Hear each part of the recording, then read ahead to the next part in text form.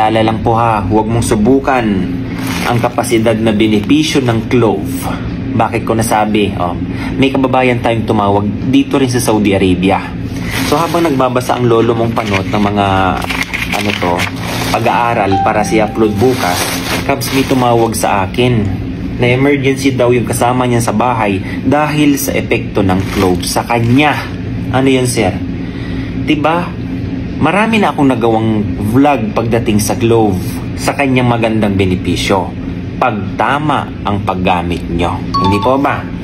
Pinapakita ko doon na inilalagay sa tubig, pinapakuluan, or inilalagay sa bibig. Nakita nyo ba ako sa vlog na dumakot ako dyan at yan ang ginagawa kong snack? Kasi yan ang ginawa ng ating kababayan. Minukbang ang cloves, Kabs. Ano nangyari? Okay, kalagayan ng nagmukbang na ito. Meron siyang mataas na uric acid. Sabi niya, nawala. Okay, tama ang paggamit niya nun, nawala ang kanyang mataas na uric acid o nagiging okay.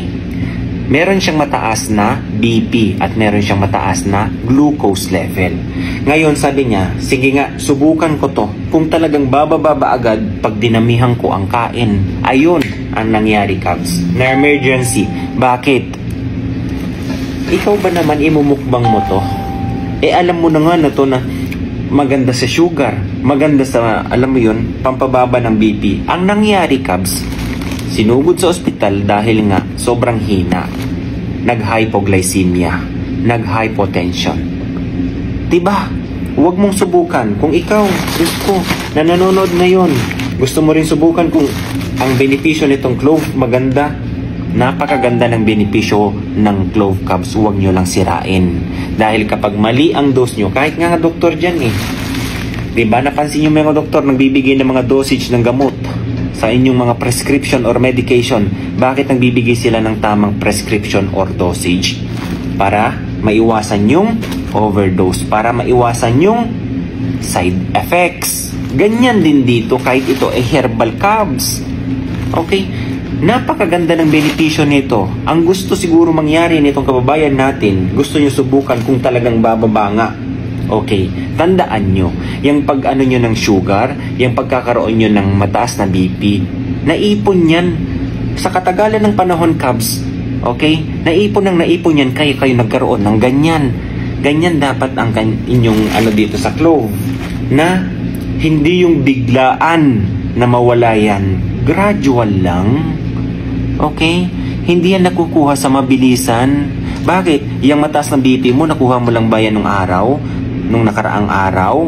Yung mataas na sugar mo, nung makalawa mo lang ba nakuha yan? Hindi naman Di ba naipon yan? Yan ang isa sa ayos nitong clove na to. At ito pa, isa, Kabs, sa totoo lang. Nabanggit sa dulo na parang nagsusunggod daw. Okay? Nagbi-bleed sa kanyang ilong. Kabs, isa na properties nitong clove ay nagpapalabnaw ng dugo. Kaya nga maganda ito sa may mga hypertensive Hindi ba? Kasi pag sa hypertensive, malapot ang dugo, kaya tumataas ang BP. Ang ginagawa nito, pinapalabnaw niya para gumanda ang blood flow o okay ang BP. Anong ginawa? Sinobrahan. Ayun. Buti pa nga, hindi, alam nyo, Kabs, sa lahat ng bagay, pag sobra talaga, may masamang epekto yan. Kahit sabihin mo na ito ay herbal, may side effect yan pag mali ang gamit nyo. Okay? So, yan, Kabs, ha?